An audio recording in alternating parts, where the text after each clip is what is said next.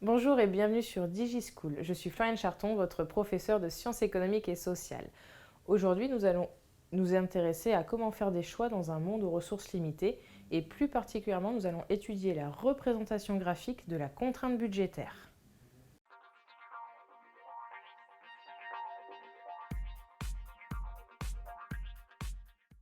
Alors, rappelez-vous que dans notre monde, nous devons faire des choix, tout simplement parce que les ressources sont limitées, mais également parce que les ménages disposent d'un revenu et que ce revenu est une contrainte pour nous. C'est-à-dire qu'à cause de ce revenu, nous devons nous limiter dans notre consommation de biens et de services.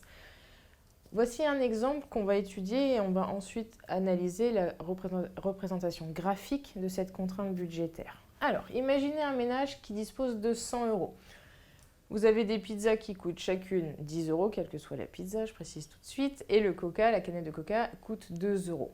Vous avez ici sur le tableau que vous avez représenté, en fait, le nombre de choix disponibles pour le ménage. C'est-à-dire que l'on doit absolument respecter les 100 euros de revenus, donc que vous voyez là à chaque fois en dépense totale. Et en fait, ce tableau représente les différentes combinaisons de consommation. C'est-à-dire, exemple numéro 1, dans le premier cas, par exemple, la famille ne consomme aucune pizza. Donc, si on ne consomme aucune pizza, vous avez compris le principe, la dépense en pizza, elle est de 0 euros. Par contre, ça nous laisse la possibilité, pour 100 euros, de pouvoir acheter 50 canettes de coca.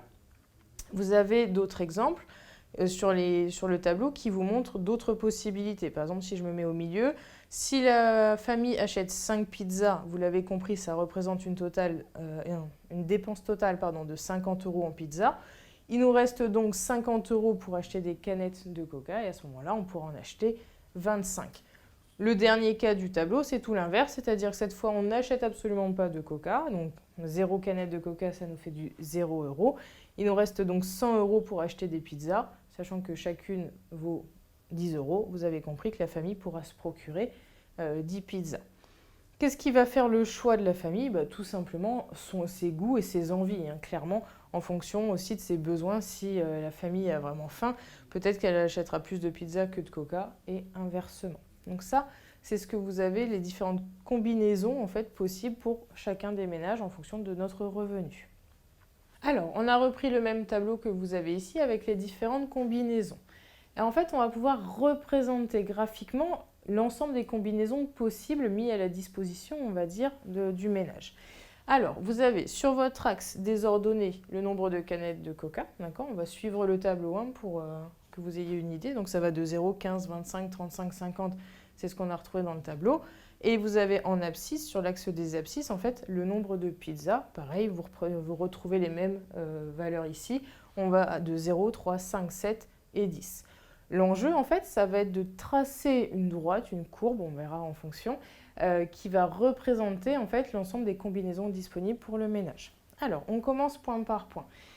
On a la situation, en fait, tout en haut, par exemple, où il y a 50 canettes de coca qui sont consommées et 0 de pizza. Tout simplement, vous allez aller me chercher le point en ordonnée qui correspond à 50 et le point en abscisse qui correspond à 0. Ça va vous donner, en fait, ici, votre premier point. D'accord ? Vous allez faire ça systématiquement pour toutes les combinaisons. Donc là, on en a encore 4 à faire. Et vous allez voir que peu à peu, ça va nous tracer, on va dire, une droite. Alors, le nombre de pizzas dans la deuxième combinaison est de 3. Donc on va se placer ici en abscisse. Et de 35 ici à peu près, hop là, en ordonnée. Donc vous avez le deuxième point qui vient de tomber. On continue.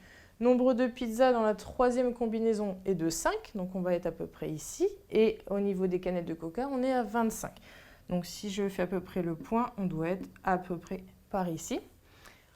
Quatrième combinaison, on a 7 pizzas qui vont être consommées pour 15 canettes de coca qui vont être bues. Et donc du coup, on fait un petit point à peu près ici. Enfin, vous avez compris l'idée, vous avez 10 pizzas consommées pour par contre 0 canette de coca achetée. Donc à ce moment-là, le point c'est 10 en abscisse et 0 en ordonnée. Vous voyez se dessiner tout doucement une courbe. Et en fait, cette courbe, elle représente la contrainte budgétaire du ménage. C'est-à-dire que tous les points qui sont sur la ligne, sur la courbe bleue, en fait, représentent les combinaisons possible avec 100 € de revenus de pizza et de coca consommés. Alors, vous avez la même courbe, un petit peu mieux faite cette fois. Quel est l'intérêt en fait de ce graphique? Et bien en fait, ça vous montre sur la courbe, comme on l'a dit, toutes les combinaisons qui sont possibles, mais également tout ce qui est soit possible, mais qui ne va pas maximiser votre budget, soit qui sont impossibles à cause justement du budget. Je m'explique. Tous les points qui vont être en dessous de la courbe, entre les axes abscisse ordonnée et la courbe, en fait, ce sont des combinaisons qui sont tout à fait possibles, mais par contre, vous verrez, on prendra un exemple, que le budget ne sera pas utilisé au maximum. Or, comme je vous l'ai dit, l'agent économique est rationnel. Donc, si on lui offre 100 € de revenus, il va faire en sorte de dépenser au maximum ces 100 €. Pas 99, pas 101, mais 100 tout pile. Les points qui sont au-dessus, ce sont toutes les combinaisons qui sont impossibles parce qu'elles vont faire dépasser en fait le budget du ménage. Alors, prenons 2 points, on va dire au hasard, pour vous expliquer l'idée. Si par exemple la famille, elle consomme, allons-y au hasard, 15 canettes de coca. Donc ici, vous avez 15, tac, tac, que multiplie le prix, c'est-à-dire 2, et vous rajoutez, par exemple, si elle décide de consommer 3 pizzas, hop, on a dit que la pizza était à 10 €, donc vous allez rajouter 3 fois 10. Si vous faites un magnifique calcul, vous allez tomber sur 30, ici, qui s'ajoute également à 30 d'ailleurs. Hop là. Donc on est à 60 € de consommé. Vous voyez bien que c'est possible, donc le point serait ici, ça serait celui-ci. Hop. Vous voyez bien que ce point-là, qui est en dessous de la contrainte budgétaire, c'est tout à fait possible, mais le ménage ne le choisira pas parce que c'est un ménage qui est rationnel.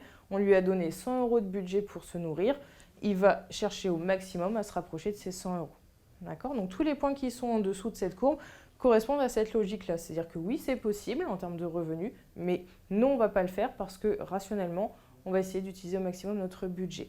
Si j'inverse, c'est-à-dire que cette fois, je prends par exemple 50 canettes de coca. Donc on a dit que c'était 50 que multiplie 2, toujours le prix de la canette. Et cette fois, la famille, je ne sais pas, va décider de consommer 10 pizzas. Donc c'est pareil. C'est 10 en prix unitaire, 10 €. Et bien à ce moment-là, pareil, je vous laisse refaire le calcul. Vous avez une dépense de 100 € pour les canettes de coca et vous avez une dépense de 100 € pour la pizza. Vous avez tous compris que ça faisait un total de 200 €. Cette fois, le choix n'est pas possible parce que le ménage, la famille, dispose d'un revenu maximum de 100 €. Le point que moi je vous ai pris comme exemple, c'est le point le plus extrême, il est à peu près ici, hop là. Et donc du coup, vous voyez que ça fait partie de tous les points qui vont être au-dessus de la contrainte budgétaire, ne rentrent pas en fait dans le revenu du ménage et donc la contrainte du budget n'est pas respectée. Merci d'avoir visionné cette vidéo. J'espère qu'elle vous aura été utile. N'hésitez pas à vous abonner à notre chaîne et si vous avez des questions, laissez-les en commentaire. À bientôt sur DigiSchool.